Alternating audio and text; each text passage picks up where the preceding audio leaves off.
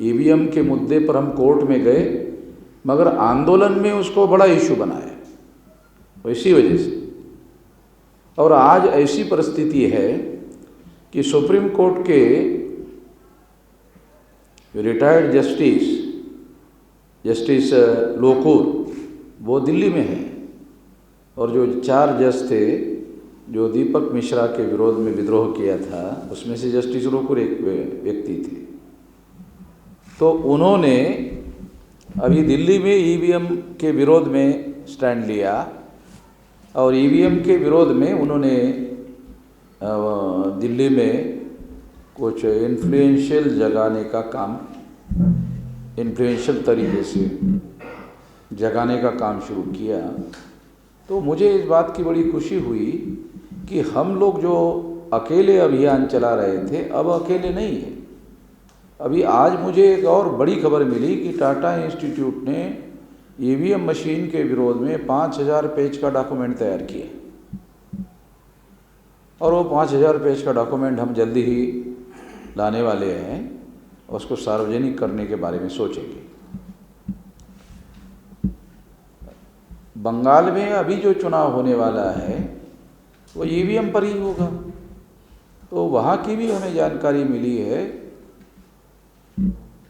ममता बनर्जी ने एक secret letter चुनाव आयोग को लिखा, उसके बारे में कोई खबर अखबार में आई नहीं है, मगर उसकी जानकारी उनके अंदरूनी लोगों के द्वारा हमें उपलब्ध हुई।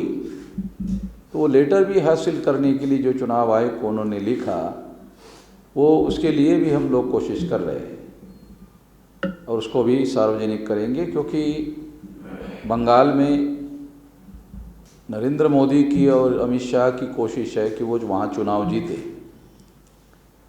अभी 4 राज्यों में चुनाव हो रहा है,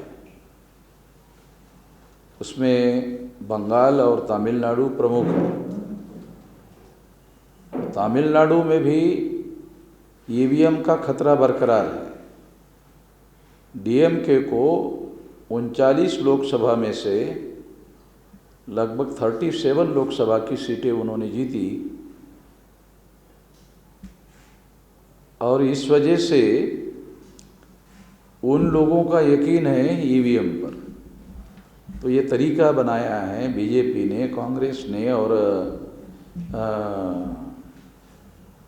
कि एक बार उनको ईवीएम से फ़ायदा पहुंचाओ, जैसे अखिलेश यादव को पहुंचाया, जैसे मायावती को पहुंचाया। मायावती को एक बार 2007 में पूर्ण बहुमत दिया, फिर उसके बाद में अखिलेश यादव को पूर्ण बहुमत दिया, और फिर उसके बाद में तीसरी बार बीजेपी को 325 सीटें दी। अभी बोलने के लायक ही नहीं रहे। तो तमिलनाडु में जो किया गया वो प्रयोग बाकायदा यूपी में किया गया, और यूपी का जो प्रयोग है वही प्रयोग तमिलनाडु में किया गया।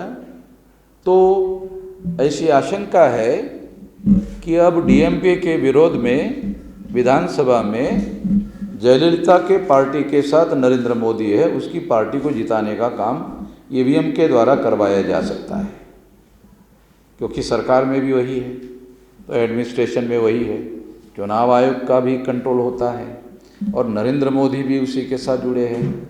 जब चुनाव का रिजल्ट डीएमके के विरोध में आएगा तो डीएमके ईवीएम के विरोध में बोलने लायक ही नहीं रहेगा। क्यों? अगर उसने ऐसा बोला ईवीएम की वजह से हम चुनाव हारे, तो बोलेंगे तुमको तो ईवीएम ने 39 में से 37 सीटें जीती अभी लोकसभा में 2019 में, तो उस समय तो ईवीएम में गड़बड़ नहीं थी, तो बोलने के लिए कुछ जगह नहीं रहेगी।